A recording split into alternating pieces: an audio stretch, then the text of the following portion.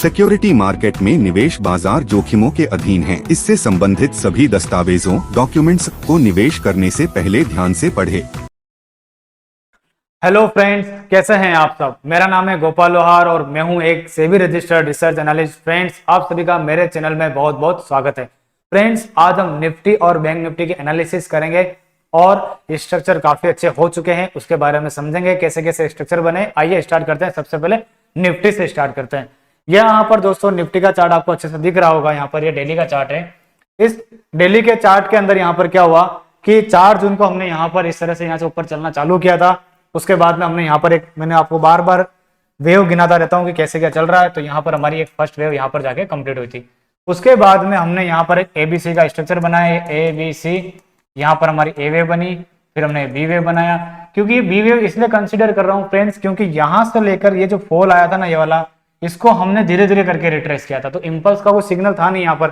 उसके बाद में हमने यहाँ पर एक सी वेव फॉर्म करी। तो यानी कि ये जो सी वेव आपको दिख रही है, ये सी वेव आपकी फेलियर कहलाएगी यहाँ पर। ठीक है, जो इलियट समझते हैं वो समझ पाएंगे। तो यहाँ पर एक सी वेव फेलियर बना है यहाँ पर, जिसकी मिनिमम रिट्रेसमेंट जो रिक्वायरमेंट होती है 38.20 होती है, जो कि हमने यहाँ पर पूरी कर दी है। मैं आपको एक बार लगा के दिखा देता हूँ रिट्रेसमेंट का पॉइंट, जो कि आप चेकआउट कर सकते हैं।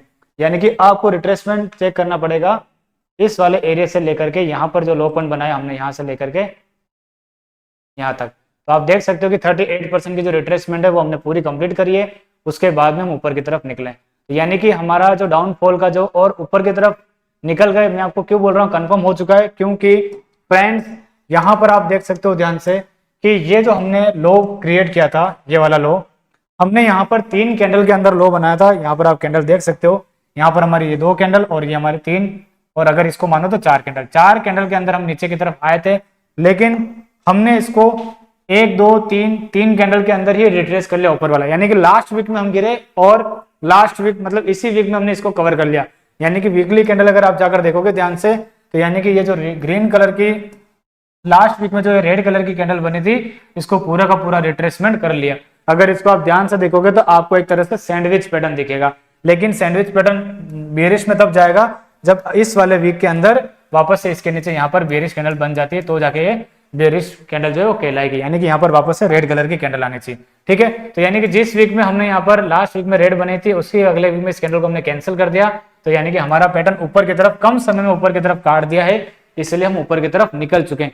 अब हमारे लिए जो नई ट्रेंड लाइन बनकर आई है, उस ट्रेंड लाइन को मैं आपको समझाऊंगा और वो ट्रेंड लाइन ड्रॉ करेंगे हम आज की तारीख में, और समझेंगे हम ट्रेंड लाइन नई ड्रॉ क्यों कर रहे हैं। अगर मैंने ट्रेंड लाइन ये वाला पॉइंट और ये वाला पॉइंट खींच के रख रखी थी, ये वाली, जो कि यहाँ पर जाके हमारी ब्रेकडाउन हो चुका था। ठीक है, लेकिन अब वापस से ट्रेंड लाइन के ऊपर आ चुका, तो यानी कि ये पैटर्न भी कंफर्म कर दिया है। तो मेरी जो ट्रेंड लाइन अब लगेगी वो ये वाली लगेगी। ठीक है, तो यानी कि ये वाला लो पॉइंट हो जाएगा मेरा, ये वाला, और ये वाला मेरा ट्रेंड लाइन का हिस्सा हो जाएगा। तो यानी कि यहाँ से अब मेरी ट्रेंड लाइन चलेगी। यहाँ पर पैटर्न कंफर्म इंपल्स में हुआ है। ठीक है, क्योंकि यहाँ पर लास्ट वाला फॉल कम समय में रिट्रेसमेंट हुआ है, जो कि यहाँ पर नहीं हुआ था, यहाँ पर हुआ है। तो ये मानना पड़ेगा कि ऊपर की तरफ हम निकल चुके। अब हम आ जाते हैं 15 मिनट के चार्ट पर और थोड़ा सा समझ लेते हैं कि कैसे क्या स्ट्रक्चर में चल रहे हैं। और जो नीचे से हम ऊपर की तरफ निकले हैं, यानी कि प्रॉपर यहाँ पर सी वेव जो बनी है लास्ट वाली, वो पूरी की पूरी 5 इंपल्स में बनी है, जो कि आप यहाँ पर देख सकते हो। ठीक है, जो कि आप यहाँ पर देख सकते हो 5 इंपल्स के अंदर। मैं आपको काउंट करके दिखा देता हूँ। ये 1, ये 2, ये 3, ये 4th और यहाँ पर हमारी 5th। 5 वेव पूरी की पूरी अच्छे से लगी। और उसके बाद में हमने ऊपर की तरफ जो निकाला, यहाँ पर फर्स्ट बनी, ये एबीसी बनाकर हमने यहाँ पर सेकंड बनाई, और अभी हम थर्ड बना चुके हैं। और अभी हम जो काम कर रहे हैं वो 4th के अंदर काम कर रहे हैं, और 4th कम से कम यहाँ पर आके कंप्लीट हो जाएगी। और उसके बाद में हम 5th वेव वापस से बनाने ऊपर की तरफ जाएंगे।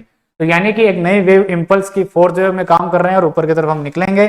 तो यानी कि अब समझ लेते हैं कि मंडे और इस वीक में हमें क्या ध्यान रखना है। ये है 15 मिनट का चार्ट। आने वाले समय में आपके लिए जो स्टॉप लॉस बन चुका है वो ये वाला पॉइंट बन चुका है। यानी कि इस पॉइंट के नीचे नहीं आने चाहिए हम। 25,128 ये एक ऐसा स्टॉप लॉस है जिसके नीचे बिल्कुल भी नहीं आना है। लेकिन उससे पहले आपके लिए जो स्टॉप लॉस बनकर आ रहा है 25,300 और 25,200 का। तो यानी कि आने वाले समय में जो आपका स्टॉप लॉस और जो बाइंग पॉइंट जो है वो 25,300 और 25,200 है। जो भी डीप लगता है यहाँ पर आपको खरीदना है। ठीक है, और इस पूरे वीक के लिए जो स्टॉप लॉस है, यानी कि जो पॉइंट ऑफ चेंज होगा, यानी पूरा स्ट्रक्चर जो खराब होगा वापस से, वो इसका लो पॉइंट है। यानी कि 24,750। यानी कि जो हमने जो लो पॉइंट क्रिएट करा है वो हमारा डैमेज नहीं होना चाहिए। उससे पहले आपको इसके नीचे भी नहीं आना, पहली बात तो, ठीक है। हमको खराब होगा स्ट्रक्चर, वो कैसे पता चलेगा, जब वापस से 25,100 के नीचे आएगा। जब तक 25,100 के नीचे नहीं आता हमको हर डीप पर खरीदारी करनी। तो यानी कि पूरा का पूरा एक स्ट्रक्चर हो गया। और पहली बात उतना भी नीचे नहीं आना चाहिए, ज्यादा से ज्यादा 25,200 300 तक सपोर्ट ले लेना चाहिए, और ऊपर की तरफ निकल जाएंगे 26,000 25,500 जो भी जाते हैं ऊपर के नए नए लेवल ओपन हो चुके हैं। तो यानी कि अब हमारे लिए फाइनल जो स्टॉप लॉस होगा, फाइनल वो होगा हमारे लिए ये वाला लो पॉइंट, ये वाला लो पॉइंट। यानी कि यहाँ पर हमने बनाया 24,750 का लो पॉइंट, ये हमारे लिए फाइनल लो पॉइंट है, सी वेव का पॉइंट। जब तक ये ब्रेकडाउन नहीं होता हमारा भी ऊपर के लिए ही रहेगा। उससे पहले जो हमारा स्टॉप लॉस बनकर आ रहा है वो 24,130 वाला बनकर आ रहा है, जिसको हमें ध्यान में रखना, और ऊपर की तरफ ही निकलेगा। तो यानी कि इंट्राडे के दौरान मंडे में क्या होगा कि यहाँ पर हमारा एक सपोर्ट बन सकता है इस वाले एरिया के आसपास, 24,300 के आसपास, 24,250 के आसपास, और वापस हम ऊपर की तरफ निकलेंगे यहाँ पर, ठीक है। ऊपर में आप लेवल लगा सकते हो 25,000, यानी कि 25,300 का यहाँ पर हमारा सपोर्ट है, 25,600 700 800 ऊपर में कहीं पे भी जा सकता है, क्योंकि ट्रेंड ऊपर का आ चुका है, ठीक है। तो यानी कि ये है पूरी की पूरी निफ्टी की एनालिसिस। अब हम देखते हैं बैंक निफ्टी की एनालिसिस, आज का मेरा टाइटल भी यही है। अब बैंक निफ्टी के अंदर फ्रेंड्स यहाँ से हमारा एक जो वेव का स्ट्रक्चर है, यहाँ से हम 5 वेव में हम ऊपर बनाया था, और हम अभी भी करेक्शन के अंदर ही चल रहे थे इसके अंदर। अब ये वाली जो करेक्शन है यहाँ पर मैं आपको समझाता हूँ इसके अंदर क्या हुआ है कि फर्स्ट वेव जो है वो हमारी यहाँ पर कंप्लीट हुई थी, और यहाँ पर आप ये समझो कि काफी बड़ी करेक्शन चली थी इस वाले एरिया में। यानी कि आपको अगर समझाना चाहूँ तो ए बी सी बनाकर इसने यहाँ पर ए वेव बनाया था, ये एक्स वेव थी, ए बी सी बनाकर वापस हमने बी वेव बनाया, फिर वापस से ये एक्स वेव थी। अब यहाँ पर हमने छोटा सा ए बी और सी बनाया, ठीक है। तो यानी कि इस वाले एरिया में पैटर्न हमारा कंफर्म हो चुका है, ठीक है। क्योंकि यहाँ पर पैटर्न जो है कम समय में अगर ध्यान से देखें यहाँ पर, यानी कि यहां से जो हमने गिरावट करी थी वो यहां से 1 2 और 3 कैंडल में करी थी, लेकिन इसने 1 2 3 कैंडल नीचे ही निकाल ली। तो यहां से अगर करेक्टिव राइज भी होता है तो भी फ्रेंड्स इसके अंदर क्या स्ट्रक्चर बनेगा वो मैं आपको दिखाता हूं। यानी कि ये अगर ए है, और अगर मान लो इंपल्स का सिग्नल नहीं भी है और ये बी है, तो सी वेव बनाने हम यहाँ तक जाएंगे। तो यानी कि जाना ऊपर ही है, रास्ता ऊपर ही है, ठीक है। तो यानी किसी भी तरफ से देखे हमारा रास्ता ऊपर की तरफ ही। अब इसको हम शॉर्ट टर्म में समझ लेते हैं। अब मेरे जिसने भी एडवांस कोर्स कर रखा है वहां पर मैं आपको क्लियर कट पिक्चर समझाता हूं इसके अंदर क्या हुआ। यहाँ पर हमारी एक 60 मिनट की फॉर्मेशन जो है वो बनकर यहाँ पर ऊपर की तरफ में ब्रेकआउट हुआ। पहले 60 मिनट के चार्ट के ऊपर इसने क्या करा था कि यहां से नीचे की तरफ ब्रेकडाउन किया था, ठीक है। लेकिन हुआ क्या, वापस इस वाले फॉर्मेशन के अंदर इसको अगर नीचे जाना था तो यहां से ब्रेकडाउन करना था नीचे की तरफ, और जो इसका टारगेट आता वो आता 4 घंटे की 200 के पास। लेकिन हमने यहां से क्या करा, देख लेते कि 4 घंटे की 200 कहां आ रही है। यानी कि यहां पर हमारा टारगेट आता नीचे की तरफ, लेकिन इसने क्या करा उस दिन ऊपर की तरफ ब्रेकआउट कर दिया।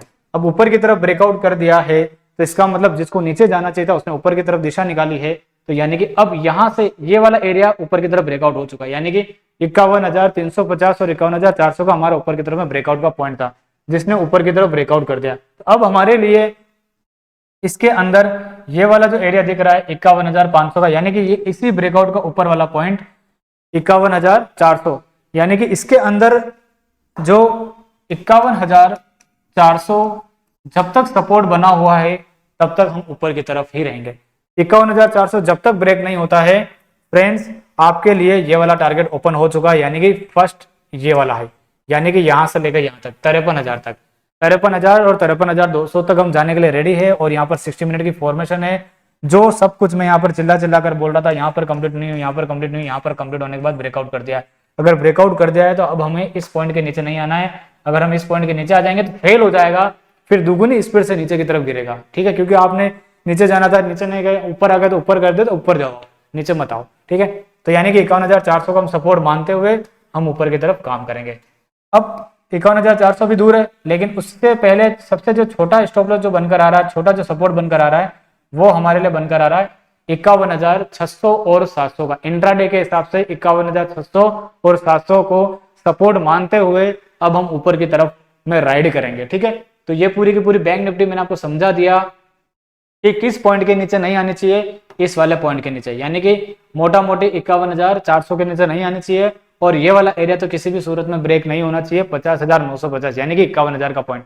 ये किसी भी सूरत में ब्रेक नहीं होना चाहिए। अगर ये ब्रेक नहीं होंगे तो हम धीरे धीरे करके 53,000 तक पहुंच जाएंगे। और पहली बात हो 51,400, यानी इस चार्ट में कोई कंफ्यूजन वाला कुछ है ही नहीं, सीधा कट मुझे यहाँ पर एक सपोर्ट दिख रही है 51,400 के आसपास, उसको आपको सपोर्ट मानना है, ठीक है। तो ये चीज है, आपको मैंने समझा दी अच्छे से, इसके अंदर और कुछ है नहीं रॉकेट साइंस समझने के लिए। अब यहाँ पर अगर आपको एक ट्रेन लाइन ड्रॉ करनी है और एक इम्पल्स के अंदर चलना है तो यहाँ पर भी आप ध्यान रख सकते हो कि यहाँ पर एक फर्स्ट वेव यहाँ पर कंप्लीट हुआ, सेकंड यहाँ पर कंप्लीट हुआ, थर्ड फोर्थ और फिफ्थ बना के इस तरह से ऊपर जाएंगे। यहाँ पर मैं आपको ट्रेन लाइन ड्रॉ करके दे देता हूँ ताकि ट्रेन लाइन आपको एक हेल्प करके रहेगी। आज की वीडियो में हम ज्यादा बात नहीं करेंगे क्योंकि साफ जो शब्दों में मुझे समझाना है वही मैंने आपको समझा दिया और उसी चीज को मुझे ध्यान में भी रखना है, ठीक है। तो यानी कि ये वाला एरिया आपका ट्रेंड लाइन हो जाएगी और ये वाला आपका एरिया सपोर्ट हो जाएगा, बात खत्म। और उससे पहले इंट्राडे का जो सपोर्ट हो जाएगा ये वाला हो जाएगा, यानी कि 51,700 650 के आसपास, यानी कि 1 घंटे की 10 EMA और 20 EMA के आसपास। 10 EMA भी मैंने हाइड कर रखी है तो 10 EMA आप लगा के देख सकते हो। तो ये पूरी की पूरी बैंक निफ्टी की कहानी है। ऊपर की तरफ रास्ता हमारा निकल चुका है और आपको भी व्यू ऊपर का ही रखना है। लेवल मैंने आपको बता दिए हैं, उस लेवल को ध्यान में रखते हुए, ठीक है फ्रेंड्स।